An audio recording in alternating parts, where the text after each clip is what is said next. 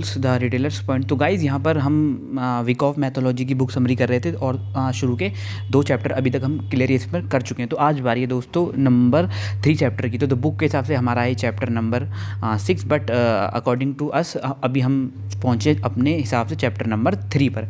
तो दोस्तों यहाँ पर वीक ऑफ मैथोलॉजी हम पढ़ते आ रहे हैं शुरू से। बीच में कुछ गैप हो गया था, मेरा थोड़ा तबीयत ख़राब हो गया था, उस वजह से गैप हो गया था। बट अभी मैं बिल्कुल बहुत जल्दी कोशिश करूँगा, इतना तो कोशिश करूँगा कि रोज़ एक वीडियो तो मैं अपलोड करूं इन ट्रेडिंग बुक समरीज की। तो दोस्तों थोड़ा रिकैप कर लेते। विक ऑफ मैथोलॉजी दोस्तों यहाँ पर एक विक ऑफ नाम के एक ट्रेडर थे जिन्होंने मार्केट को सॉल्व किया था, और उन्होंने यहाँ पर ये पाया कि इस मैथोलॉजी के द्वारा आप जो बड़े ऑपरेटर जिस तरीके से मार्केट में ट्रेडिंग करते हैं उसको यहाँ पर अगर आपको विक ऑफ मैथोलॉजी का तरीका आप पता लग गया तो आप उनको ट्रैक कर सकते हैं और उनके साथ साथ आप भी बहुत बड़ा पैसा यहाँ पर बना सकते हैं। तो इसी को चुनते हुए हमने इस बुक का हमने समराइजेशन स्टार्ट किया। तो 2 चैप्टर ऑलरेडी हम कवर कर चुके हैं। तो दोस्तों अब यहाँ से थोड़ा बुक एडवांस स्टेज पर आने वाला, तो आप अपने आँख नाक कान खुले कर रखना, क्योंकि यहाँ पर अगर आप थोड़ा सा भी अगर वीडियो को स्किप कर दिया, कुछ कर दिया, तो आपके पल्ले कुछ नहीं पड़ने वाला। तो आपको वीडियो बहुत गौर से देखनी पड़ेगी। मैं अपनी तरफ से पूरी कोशिश करूँगा कि एक पॉइंट सिंगल डॉट भी इसका मैं मिस नहीं करूँ और एक चीज़ आपको हिंदी में समझाऊँ।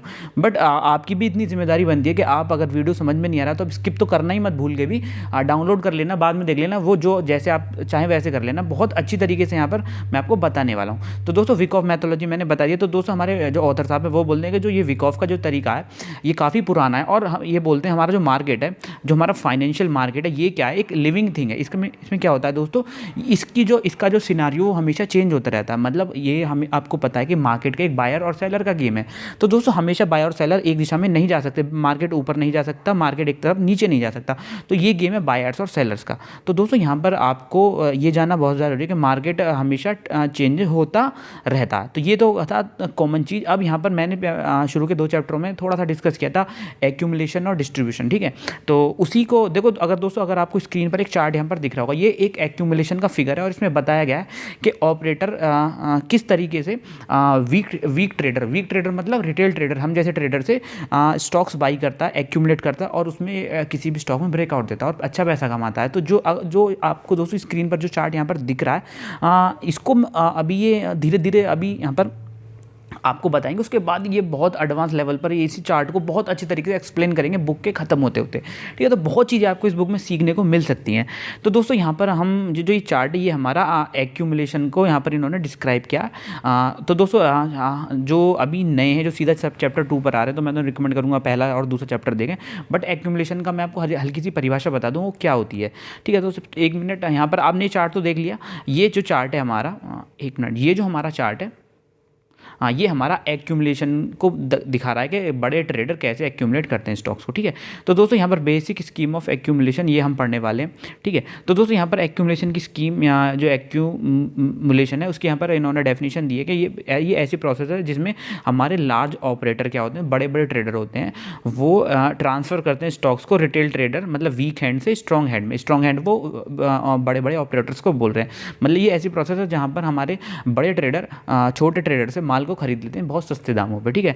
फिर यहाँ पर जो दोस्तों अभी मैं यहाँ पर आपको एक चीज़ और बता दूँ, जो इस चार्ट में कुछ यहाँ पर आपको टर्म्स दिख रही होंगी वो मैं आपको दिखा देता हूँ। अभी ऐसे हाईलाइट कर दूँ, जैसे CHOC, SC, ST, UA, ST, spring ST, BUC, JC, SOC, ये कुछ यहाँ पर छोटी छोटी टर्म्स हैं। ये यहाँ पर मैं इनको पहले अभी मैं इनके फुल फॉर्म आपको बता देता हूँ। तो दोस्तों मैंने तभी बोला था ये एक जो चैप्टर है थोड़ा सा कॉम्प्लिकेटेड हो सकता है, बट ये आपको समझना बहुत ज़्यादा ज़रूरी है। जैसे क्रीक हो गया, ठीक है। तो दोस्तों यहाँ पर आप सबको पता है कि अगर मार्केट में एक्यूमुलेशन होगा तो सिंपल वो होगा जब मार्केट डाउन ट्रेंड एक्यूमुलेशन का मतलब है भाई सीधा जो बड़े ट्रेडर हैं सस्ते दामों पर खरीदेंगे। वो कब होता है, जब बियर मार्केट खत्म होता है। तो ये एक प्रोसेस है। तो हम पहले इनकी एक हल्की जो इनकी फुल फॉर्म है वो एक बार देख लेते हैं क्या किस का क्या मतलब है, ठीक है ना। एक्यूमुलेशन को मैंने बता ही दिया। उसके बाद क्रीक को इन्हें ये डिस्क्राइब कर रहे हैं कि ये क्या रेसिस्टेंस लेवल है एक्यूमुलेशन का, वो मैं आपको बता दूंगा। री एक्यूमुलेटिंग स्ट्रक्चर, ठीक है। CHOC का मतलब है चेंज ऑफ कैरेक्टर, ठीक है। ये हम CHOC का मतलब है चेंज ऑफ कैरेक्टर, वो भी मैं आपको बता दूंगा आगे, ठीक है। फिर जो ये चार्ट है हमारा 5 फेज में डिवाइड हुआ है, आप देख सकते हैं, ठीक है। Phase A, phase B, phase C, phase D और फेज़ E। मतलब कहने का मतलब ये, जब भी बड़ा ऑपरेटर स्टॉक्स को क्या करता है, उसको होल्ड करता है, मतलब एक्यूमुलेट करता है छोटे ट्रेडर से, तो वो 5 फेज़ में होता है, ठीक है। तो ए बी सी डी उन्होंने 5 फेज़ में चार्ट को, कंसोलिडेशन को यहाँ पर क्या कर दिया है, डिवाइड कर दिया है दोस्तों। तो यहाँ पर यही अभी इसकी फुल फॉर्म एक बार देख लेते हैं, उसके बाद हम अपना आगे बढ़ते हैं। तो यहाँ पर फेज़ ए के कुछ जो है, जो फेज़ ए के कुछ जो टर्म्स है वो हम देख लेते हैं। जैसे पी एस का मतलब है प्रीमिलरी सपोर्ट, मतलब ये फर्स्ट अटैम्प्ट था, वो भी मैं आपको बता दूँगा। एस सी का मतलब सेलिंग क्लाइमैक्स, ए आर का मतलब है ऑटोमेटिक रैली, और एस टी का मतलब secondary test of level supply in relation to the climate, वो भी मैं आपको बता दूंगा। फिर फेज बी जो दूसरा फेज आता है उसमें यूए का मतलब है upper up thrust action, temporary breakout होता है, फिर मार्केट हमारा दोबारा से अपने रेंज में आ जाता है। एसटी का मतलब सेकेंडरी टेस्ट ऑफ वीकनेस, ये जो एलपीएस, ये सब मैं आपको यहाँ पर बता दूंगा एक बार एसओएस, ठीक है। चलो हम अब चार्ट को ही देखते हैं और इन चीज़ों को मैं आपको क्लियर करता हूँ दोस्तों। अभी हम यहाँ पर अपने चार्ट पर आ चुके हैं। तो दोस्तों यहाँ पर ये एक्यूमुलेशन का इन्होंने दिखाया, तो अब मैं यहाँ पर आपको एक एक टर्म बताऊँगा, तो आप इस थोड़ा गौर से देखना, ठीक है। देखो एक्यूमुलेट कब होगा, जब मार्केट हमारा एक बियरिश ट्रेंड में होगा, बियरिश ट्रेंड में होगा, तब हमारा मार्केट स्टॉक्स हमारे सस्ते होते, तब हमारा एक्यूमुलेशन प्रोसेस होती है, ये आप सबको यहाँ पर पता है। तो दोस्तों अब यहाँ पर सबसे पहले क्या होता है, मार्केट हमारा गिरता है, ठीक है। मार्केट हमारा गिरता है, उसके बाद जो मार्केट गिरेगा कहीं ना कहीं तो रुकेगा दोस्तों। तो जो पहला हॉल्ट लिया है यहाँ पर, जो पहला हॉल्ट होता है, हॉल्ट लेता है मार्केट गिरते गिरते, तो उसको बोलते हैं हम पीएस, जो कि मैंने एरो भी किया है, उसको बोलते हैं प्रीमिलरी सपोर्ट। कहने का मतलब ये पहला सपोर्ट होता है, ये मार्केट को रोकने की कोशिश करता है और ये हमेशा फेल होता है। ये 1000% ऐसा होगा, जब जहाँ गिरते गिरते मार्केट रुकेगा वहाँ से कभी भी वी शेप रिकवरी तो आने की संभावना बहुत कम होती है। तो पहला जो सपोर्ट होगा वहाँ पर मार्केट 100% यहाँ पर रुकने वाला है दोस्तों, ठीक है। और जैसे ही रुकेगा उसके बाद वो हमेशा सपोर्ट हमेशा फेल होगा, मतलब पहला सपोर्ट जहाँ पे रुका मार्केट, वो सपोर्ट टूटना, मतलब मार्केट थोड़ा ऊपर जाएगा, मान लो गिरते हुए ऐसे रुका, हल्का सा ऊपर जाएगा और फिर वो उसको ब्रेक कर देगा, ठीक है। तो ये क्लियर होगा कि भाई हमारा पीएस का मतलब है प्रीलिमिनरी सपोर्ट, और ये हमेशा क्या होता है, ये हमेशा ब्रेक होता है दोस्तों। उसके बाद हमारा मार्केट उस सपोर्ट को ब्रेक करने के बाद आता है नीचे ऐसी। तो दोस्तों यहाँ पर हमारा सी एच ओ सी एच काम करता है, मतलब चेंज ऑफ कैरेक्टरिस्टिक। अब कहने का मतलब ये, अब यहाँ पर क्या हमारे मार्केट की कैरेक्टरिस्टिक चेंज हो गई, कैसे, मतलब मार्केट हमारा बियरिश ट्रेंड में था अब तक, और यहाँ पर इस सपोर्ट को ब्रेक करने के बाद और एक यहाँ पर एससी के बाद यहाँ पर क्या हो गया, मार्केट अब हमारा प्रवेश कर रहा है कंसोलिडेशन फेज में, मतलब एक्यूमुलेशन फेज में। तो यहाँ पर मार्केट की कैरेक्टरिस्टिक चेंज हो चुकी है, बियरिश से वो हो चुका है कंसोलिडेशन जोन में और एक्यूमुलेशन जोन में, ये हमारा हो गया। अभी हम फेज ए को दोस्तों डिस्क्राइब कर रहे हैं। तो दोस्तों अब इस एससी का क्या मतलब वो मैं आपको बताता हूँ। इसका मतलब सेलिंग क्लाइमैक्स, कहने का मतलब मार्केट नीचे आएगा, और यहाँ पर क्या होगा, जब मार्केट नीचे आएगा तो जो हमारे रिटेल ट्रेडर हैं वो घबराएंगे, पैनिक होंगे, और वो अपने माल को बेचेंगे और उनसे हमारा ऑपरेटर खरीदेगा दोस्तों, ठीक है।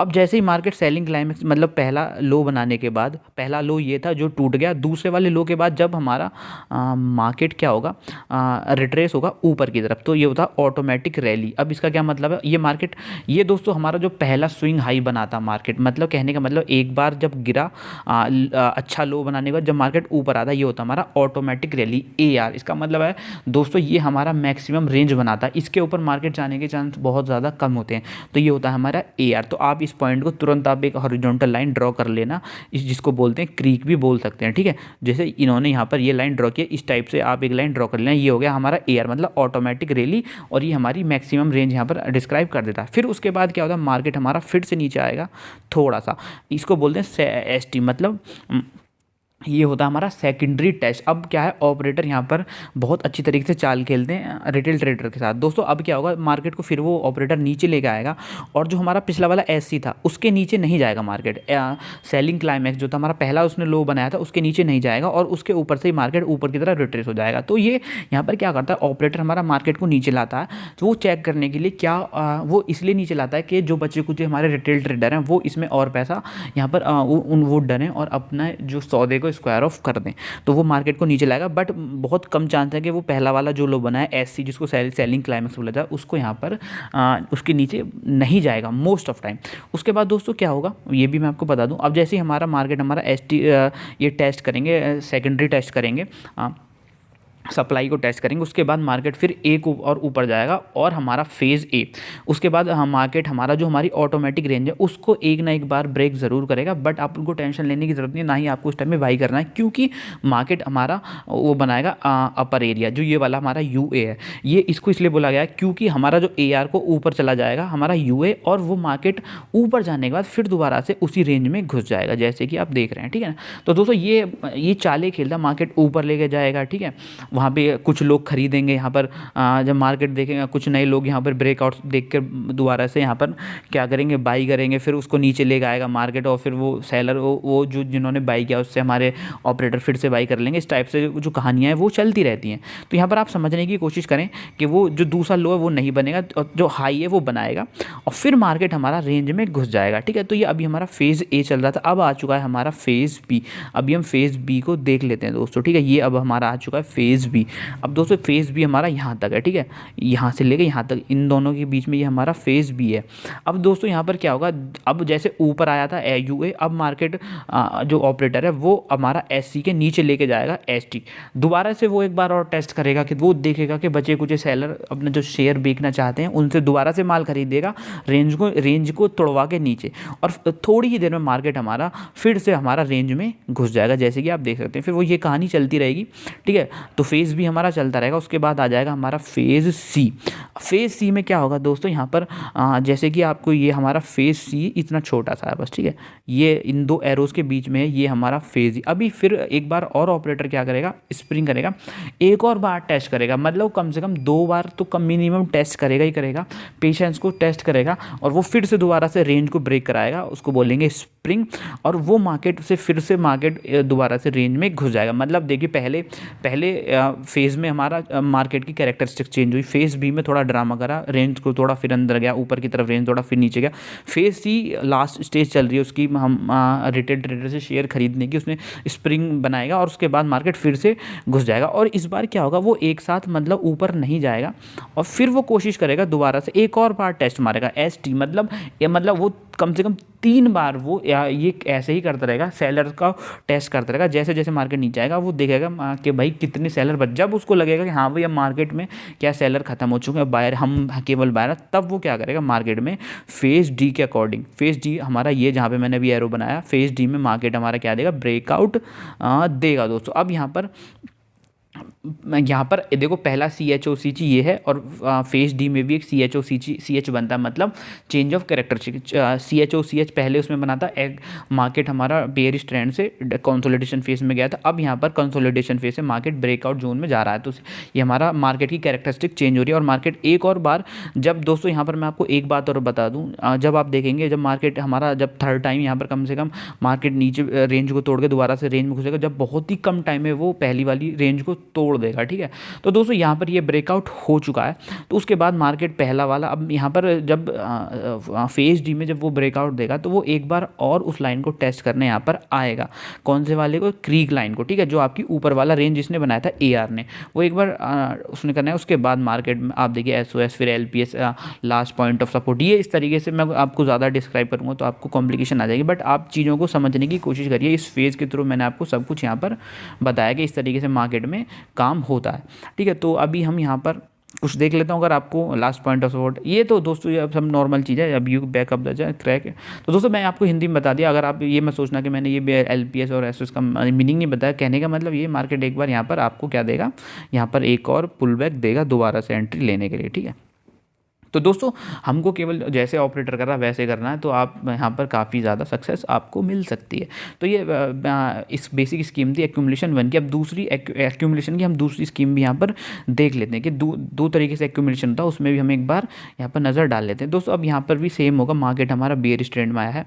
उसके बाद हमारा क्या होगा, पहला सपोर्ट बनाएगा प्राइमरी सपोर्ट, वो ब्रेक हो जाएगा, मार्केट का सी एच हो जाएगा, मतलब जो कैरेक्टरिस्टिक है वो चेंज हो जाएगी। वो बेयरिश ट्रेंड से क्या हो जाएगा दोस्तों, यहाँ पर कंसोलिडेशन जोन में आ जाएगा। पहला एस सी बनाएगा, यहाँ पर देखो पहला एस सी बनाएगा मतलब यहाँ पर सेलिंग क्लाइमेक्स देगा, वो आपकी लोअर रेंज हो गई। और फिर आपको एक देगा ए आर ऑटोमेटिकली। ये आपको यहाँ पर जो पहले लो और हाई बनते हैं उन पे आपको एक हॉरिजॉन्टल लाइन ड्रॉ कर लेनी है। ये आपकी एक यहाँ पर क्या बन गया दोस्तों, ये आपका एक बन चुका है यहाँ पर हाई और लो, ठीक है, उसको आपको मार्क कर लेना। फिर देखो मार्केट दोबारा से क्या करेगा, दोबारा से एस टी लेके आया, मतलब एक बार मार्केट को नीचे लेके आएगा और चेक करेगा सेलिंग, वो चेक करेगा कितने सेलर और यहाँ पर बच रहे हैं मार्केट में, वो एक बार और नीचे लाएगा। फिर दोबारा से लोग सेल करेंगे और मार्केट में ब्रेकआउट देगा। और वो एक बार वो मतलब दोनों तरीके से चेक करेगा, वो आपको नीचे जब मार्केट को नीचे लाएगा तब भी सेलर्स का को चेक करेगा, और ऊपर जब वो यू ए बनाएगा मतलब यहाँ पर अपर एरिया बनाएगा इस पॉइंट पे, यहाँ पर भी मार्केट को ऊपर लेके आएगा और फिर दोबारा से उसको क्या बोलेगा, यहाँ पर रेंज में घुसा देगा। और फिर ऐसे ही एस टी ऐसे सो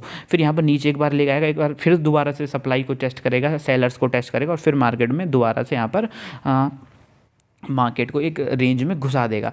तो यहाँ पर भी देखो 4 फेज़ बनाए हुए, फेज़ है आपको समझा दिया, फेज़ बी भी समझा दिया, phase C, phase D, phase E. Phase D और ई में यहाँ पर ब्रेकआउट होता है मोस्ट ऑफ टाइम, ठीक है। तो दोस्तों जो फेज़ सी में यहाँ पर क्या होता है, ज़रूरी नहीं है, अब मैंने पिछले वाले जो डायग्राम में दिखाया था कि मार्केट एक बार नीचे आया था फिर उसने ऊपर गया था, ज़रूरी नहीं है कि हर बार मार्केट क्या है नीचे की कंडीशन देखो हर बार जो मैं यहाँ आपको पढ़ा रहा हूँ ज़रूरी नहीं है कि जो चार्ट में बिल्कुल ऐसे ही बने, बट आपका दिमाग को समझना चाहिए कि क्या हो रहा है। तो दोस्तों ज़रूरी नहीं है कि मार्केट नीचे आया, देखो इस चार्ट में क्या हो रहा है, मार्केट हमारा नीचे नहीं आया और एलपीएस बनाया, मतलब लास्ट पॉइंट ऑफ सपोर्ट बनाया, और 2-3 बार उसने टेस्ट करने के बाद यहाँ पर उसने इस पॉइंट पे एलपीएस बनाया, मतलब लास्ट पॉइंट, और उसके बाद यहाँ पर एक ब्रेकआउट दिया है।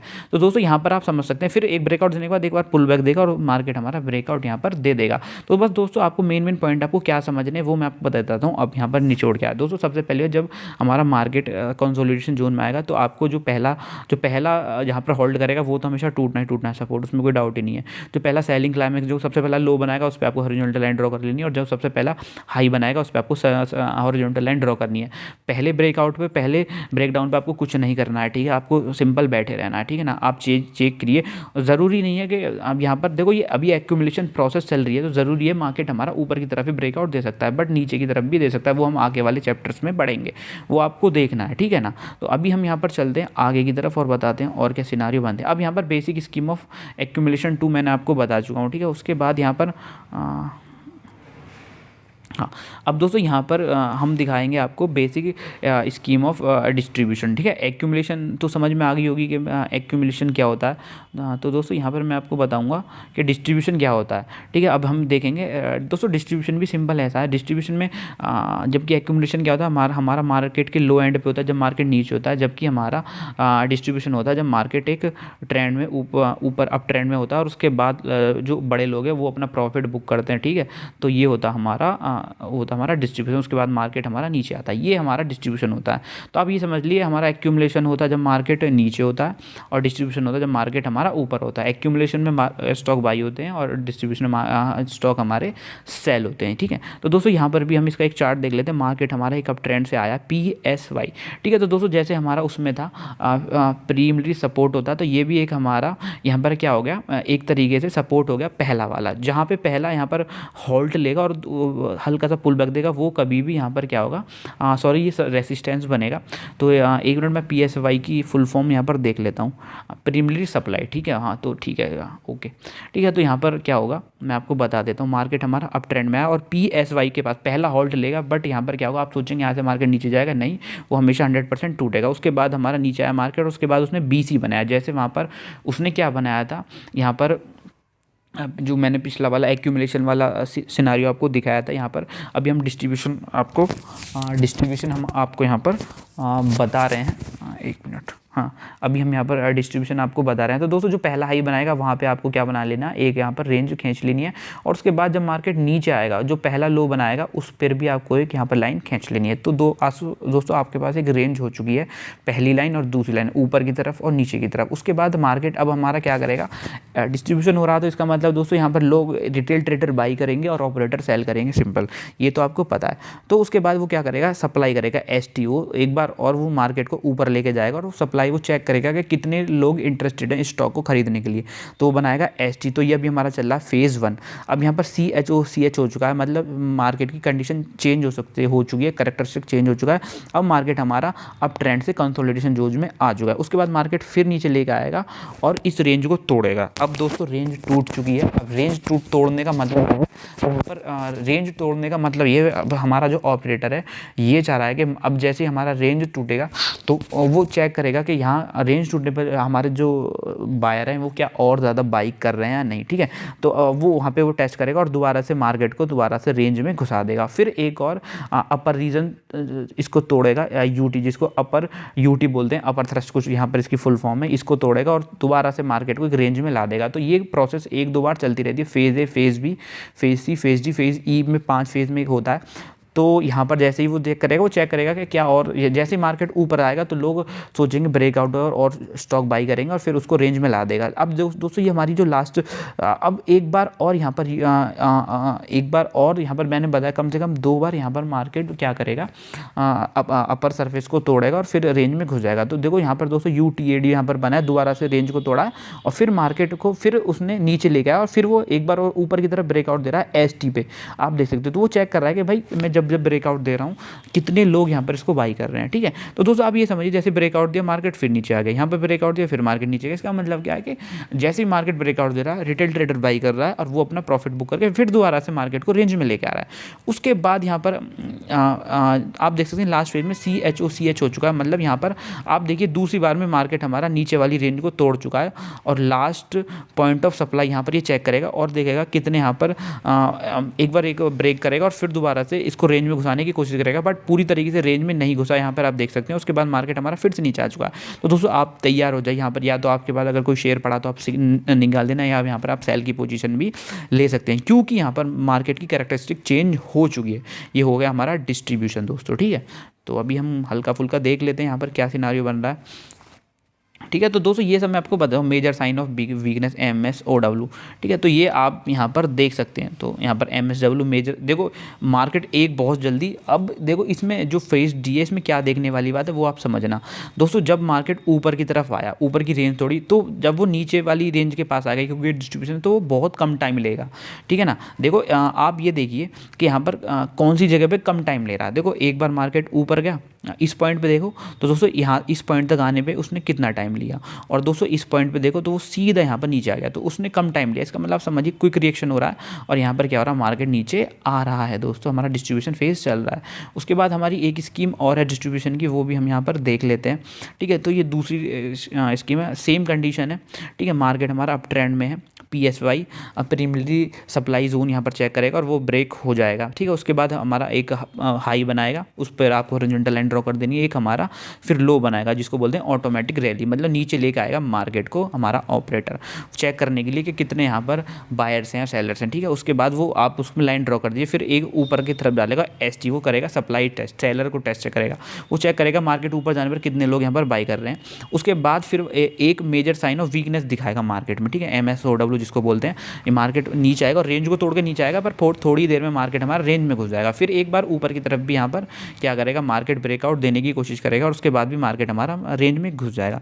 दूसरी बार क्या होगा दोस्तों, ज़रूरी नहीं है कि हर बार 2 या 3 बार ही हमारा यहाँ पर आपको दिखाया है रेंज तोड़ने का, ठीक है ना, ये आप समझने की कोशिश करना है। तो इसलिए थोड़ा इन्होंने अलग दिखाया है। थर्ड में क्या हुआ है, इन्होंने एक ही बार यहाँ पर दिखाया, और जो लास्ट फेज है उसमें क्या हमारा last point of supply ILPSY, एक बार यहाँ पर उसने ब्रेक दिया ऊपर की तरफ और फिर उसको लगा कि भाई अब यहाँ पर क्या है, लोग ज़्यादा खरीद नहीं रहे, सीधी बात है। तो वो अपना क्या करेगा, मार्केट को निकालने लग जाएगा, ठीक है। और यहाँ पर आप देख सकते हैं major sign of weakness, change of characteristic हो चुका है और मार्केट हमारा नीचे आ चुका, बहुत जल्दी नीचे आ जाएगा लास्ट पॉइंट ऑफ सप्लाई। यहाँ पर आप देख सकते हैं कुछ इस सिनारियो बन रहे हैं। तो दोस्तों अभी तो मैं आपको ऐसे ही बता रहा हूँ, बट जैसे जैसे आप बुक में चलोगे ना तो इसका रिलेशन आपको ट्रेंड लाइन से और इस वॉल्यूम से, ये सब मैं आपको यहाँ पर बताने वाला हूँ, ठीक है, कोई प्रॉब्लम नहीं है दोस्तों। तो यहाँ पर हमने बता दिया आपको। तो दोस्तों अब यहाँ पर इसका पार्ट 3 इस बुक का स्टार्ट हो चुका है, ठीक है। तो द 3 फंडामेंटल ऑफ लॉ, तो दोस्तों यहाँ पर इस बुक का चैप्टर 7 यहाँ पर आ चुका है, तो वो भी हम पढ़ लेते हैं। The law of supply and demand, दोस्तों यहाँ पर जो रिचर्ड, इन्होंने थोड़ा सा बताया, जो रिचर्ड विकॉफ है, जो फर्स्ट है fundamental law of economics and told us the demand was greater than supply the price the product would rise. कहने का मतलब ये, अगर डिमांड ज़्यादा होगी तो मार्केट प्राइस ऊपर जाएगा, और अगर हमारी डिमांड कम होगी, सप्लाई ज़्यादा होगी, तो मार्केट नीचे आएगा, ठीक है। तो इन्होंने विकॉफ ने एक्चुअली विकॉफ ने इनको यहाँ पर इस चीज़ को इंट्रोड्यूस यहाँ पर किया है। ये आइडिया बहुत जनरल है और बहुत ज़्यादा कॉमन एरर इसमें हो जाते हैं क्योंकि लोग सोचते हैं कि अगर प्राइस ऊपर जा रहा है तो यहाँ पर ज़्यादा बायर है सेलर से, ठीक है ना, ऐसे लोग सोचते हैं दैट दे गो टू। और अगर मार्केट नीचे आ रहा है तो लोग सोचते हैं कि सेलर ज़्यादा है, मार्केट सेलर ज़्यादा है बायर से, ठीक है। ऐसा कुछ नहीं है, क्योंकि हर एक बायर पे एक सेलर बैठा है, ठीक है, ये आपको पता है, ठीक है। तो अब जो बायर्स और सेलर्स हमेशा इक्वल होते हैं, ये आपको पता है दोस्तों, ठीक है। तो अगर कोई बेच रहा है तो कोई खरीद भी रहा है, तो ये बिल्कुल एक कोरी बकवास है कि अगर बायर्स ज़्यादा है तो मार्केट ऊपर जाएगा, सेलर ज़्यादा है तो नीचे नहीं जाएगा। सारा खेल है प्राइस का। प्राइस भगवान है छे, जो गुजराती बोलते हैं ना, प्राइस भगवान छे, तो वो क्यों बोले जाते हैं वो आप समझ रहे होंगे, वो इसीलिए बोले जाते हैं, ठीक है। तो दोस्तों बहुत प्यारा कॉन्सेप्ट अभी बताने वाला हूँ मैं आपको, थ्योरी। तो दोस्तों यहाँ पर थ्योरी ये पर है, मार्केट में क्या बायर्स और सेलर हैं वो हमेशा अपने ऑर्डर डालते रहते हैं, ठीक है। अब इस थ्योरी के अकॉर्डिंग क्या होता है, मार्केट में एक ऑर्डर्स का एक्सचेंज होता रहता है बायर्स और सेलर्स का, और उसी से हमारी क्या बनती है, लिक्विडिटी बनती है, जो हमारा प्राइस को अट्रैक्ट करता है, ठीक है। मतलब एक सर्टेन प्राइस होता है, जो वॉल्यूम होता है वो हमारे प्राइस को अट्रैक्ट करता है, ये इन्होंने बताया। तो ये एक हमारी सिंपल कॉमन सी थ्योरी है। अब क्या हो रहा है दोस्तों, जो जनरल एक्सेप्टेड थ्योरी वो है कि जब सेलर अपना प्लेस ऑर्डर डालते हैं, ठीक है, तो वो आता है किसमें, आस्क कॉलम में। अगर आपने मार्केट डेप्थ चेक करी होगी, जब कोई सेलर ऑर्डर डालता है तो वो क्या आता है, वो आस्क कॉलम में डालता है, ठीक है। और जब कोई बायर यहाँ पर ऑर्डर डालता है तो वो किस में आता है, बिड कॉलम में। ये तो आपने देखा होगा, बिड और आस्क, यहाँ पर सेलर ऑर्डर डालेगा तो क्या आएगा, आस्क में, और बायर ऑर्डर डालेगा तो किस में आएगा, बाई में। ये तो हमने देखा, ये बहुत कॉमन सी चीज़ है, आपको पता होना चाहिए, ठीक है। और इसी से भाई लोगों का दोस्तों जो प्राइस है वो मूव यहाँ पर करता है। अब यहाँ पर ये चीज़ हमको लिक्विडिटी प्रोवाइड करती है मार्केट में, ठीक है। तो दोस्तों यहाँ पर देखो कुछ इस टाइप से आपको दिखेगा। यहाँ पर जब भी आप अपने ब्रोकर का आप चेक करेंगे तो आप यहाँ पर देखेंगे कि ये यहाँ पर सेलर ने यहाँ पर अपने ऑर्डर डाले हुए हैं, और यहाँ पर बायर ने यहाँ पर ऑर्डर यहाँ पर डाले हुए हैं। तो ये हमारा बिड में दिखाता है, ये हमारा आस्क में दिखाता है, ठीक है। तो जो भी आप बाई के ऑर्डर डालोगे वो बिड में आएंगे, ये वाले, और यहाँ पर जो आप सेल के ऑर्डर डालोगे वो आस्क में आएंगे। सिंपल, ये तो आपने यहाँ पर चेक किया होगा। तो दोस्तों बहुत ही कमाल का कॉन्सेप्ट मैं यहाँ पर आपको बताने वाला हूँ, ठीक है ना। क्योंकि आपको किसी ने मुझसे कमेंट में पूछा था कि सर मार्केट डेप्थ का भी आप एक वीडियो बनाना, तो इसको अभी तो मैं बुक के हिसाब से बता रहा हूँ, फिर मैं आपको एक डिटेल में यहाँ पर बनाऊंगा, ठीक है। तो दोस्तों ये हमारा बता रहे हैं कि जो हमारी टर्म है सप्लाई और डिमांड की, वो क्या है, बिड और आस्क के कॉलम से चलती है, ठीक है। जब क्या होता है, जब ये बोलते हैं कि जब एक ऑपरेटर इनिशिएट लेता है तो बिड कॉलम अग्रेसिव, हाँ अच्छा, इन्होंने दे सेलर, ठीक है। तो अब यहाँ पर समझिए, अब मान के चलिए कोई ऑपरेटर है, उसने क्या किया, बिड के कॉलम को यहाँ पर उसने is known as a seller. अच्छा, अब दोस्तों यहाँ पर एक बहुत ही इन्होंने कॉमन है, बहुत अच्छे कॉन्सेप्ट यहाँ पर बताया, ठीक है। तो आप इसको ज़रा ध्यान में देना। अब दोस्तों मैं आपको एक बात बताता हूँ, चलो पीछे चलता हूँ। दोस्तों यहाँ पर हमारे ऑथर साहब बता रहे हैं कि दोस्तों एक बात बताइए, अगर यहाँ पर एक मिनट बताइए कि अगर मार्केट हमारा यहाँ पर इसके ऑर्डर ज़्यादा है, मतलब आस्क वाले ऑर्डर ज़्यादा हैं और बिड वाले ऑर्डर हमारे हैं कम, तो दोस्तों क्या होगा, आप ये समझिए। अगर मान लो हमारा क्या हो रहा है कि हमारे बिड वाले ऑर्डर तो कम हैं और आस्क वाले ऑर्डर ज़्यादा है, तो उसमें क्या होगा, तो इसका मतलब ये कि ऑपरेटर सेल कर रहा है आपको, ठीक है।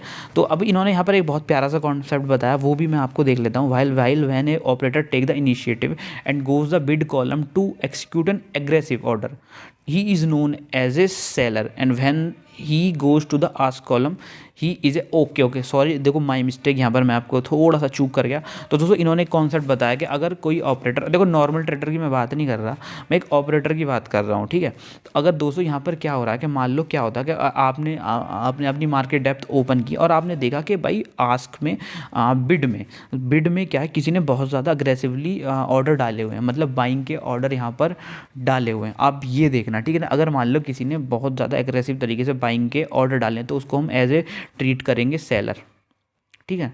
ये कॉन्सेप्ट थोड़ा इन्होंने अलग बताया। और यहाँ पर किसी ने मान लो क्या है, आस्क के कॉलम में बहुत ज़्यादा अग्रेसिवली ऑर्डर डाले हों तो उसको हम ट्रीट करेंगे एज ए बायर। ठीक है, अब ये क्यों उन्होंने बताया वो हम आगे चल के बताएंगे। अभी तक इस बुक के हिसाब से ये बता रहे हैं कि देखो, जब operator take the initiative goes the bid column to execute an aggressive order, he is known as a seller. ठीक है, और when he goes to the ask column he is known as a buyer. अब यहाँ पर क्या कहना चाह रहे हैं वो हम आगे पढ़ते हैं। ऑल दिस इज मेरी फॉर्मूला मोड। ओके, अब यहाँ पर पैसिव ऑर्डर, अब इन्होंने कुछ यहाँ पर इनका कुछ अलग थ्योरी वो मैं आपको बताऊंगा। जो passive order represent only intention, जो पैसिव ऑर्डर होते हैं मतलब यहाँ पर जो नॉर्मल ऑर्डर होते हैं वो इंटेंशन बताते हैं। They have capacity to stop a movement but not the capacity to market move, this required initiative. दोस्तों इन्होंने एक बहुत अच्छी चीज़ बताई है, पैसिव ऑर्डर और इनिशिएटिव ऑर्डर। दोस्तों पैसिव ऑर्डर इन्होंने बताया है, जो नॉर्मल रिटेलर बोलते हैं कि अगर पैसिव ऑर्डर डाले तो वो मार्केट के मूवमेंट को रोक सकते हैं, बट जो इनिशिएटिव ऑर्डर होते हैं, जो हमारा ऑपरेटर डालते हैं, वो मार्केट को क्या करते हैं, मूव कराते हैं। ठीक है, अब यहाँ पर इन्होंने इनिशिएटिव और यहाँ पर इनिशिएटिव और एक मिनट, हाँ, तो इन्होंने यहाँ पर इनिशिएटिव अब इन्होंने ये यहाँ पर बता रहे प्राइस शिफ्ट के बारे में हो गया। 229 मिनट की यहाँ पर वीडियो हो चुकी है। तो दोस्तों मैं यहाँ पे वीडियो को ख़त्म कर रहा हूँ और कल मतलब आज 19 है, 20 को मैं इस कॉन्सेप्ट पर वीडियो लेके आऊँगा। इसी यहीं से हम आगे पढ़ेंगे और बहुत ही मज़ेदार यहाँ पर ये होने वाला है, तो आप देख सकते हैं। तो हम कल यहीं से इस बुक को आगे चलेंगे। और मैं थोड़ा सा इसमें मेरे को खुद भी यहाँ पर डाउट आ गया कि ये क्यों ऐसा बोल रहे हैं कि अगर ऑपरेटर यहाँ पर अगर किसी ने बाइंग के ऑर्डर ज़्यादा डाले हुए हैं तो वो उसको हम एज ए सेलर ट्रीट करेंगे। तो मैं इस पर और ज़्यादा रिसर्च करके आपको कल बताऊंगा। हाँ, मैं मिस्टेक भी कर सकता हूँ, तो अभी इसलिए मैं आगे नहीं बता रहा हूँ। मैं इसके ऊपर थोड़ा और काम करूँगा। जैसे जैसे हम इस बुक को आगे बढ़ेंगे तो ये डाउट भी क्लियर हो जाएगा। इन्होंने बोला अगर सेलर आस्क में सेलर ज़्यादा है, तो एक बार और हम पढ़ लेते हैं। एक मिनट, हाँ, इन्होंने सीधा सीधा बोला है कि when a operator take the initiative and goes the bid column to execute an aggressive order, he is known as a seller. तो दोस्तों ये बोल रहे हैं अगर बिड वाले कॉलम में अगर कोई ऑपरेटर आ गया और उसने बहुत ज़ोरदार यहाँ पर ऑर्डर डाले हुए हैं तो उसको इनिशिएट बोलेंगे मार्केट को मूव करने का, और उसको बोलेंगे he is known as a seller. And when he goes to the ask column he is known as a buyer. तो इसको मैं इन लाइन्स को मैं यहाँ पर आपको नेक्स्ट वीडियो में क्लियर करूँगा। ठीक है, अगर गलती होगी तो माफ़ कर देना। मैं इसको बिल्कुल हाईलाइट कर दिया और मैं इस पर रिसर्च करने वाला हूँ दोस्तों। अभी के लिए वीडियो खत्म कर दूँ। बाय दोस्तों, बाय, जय हिंद।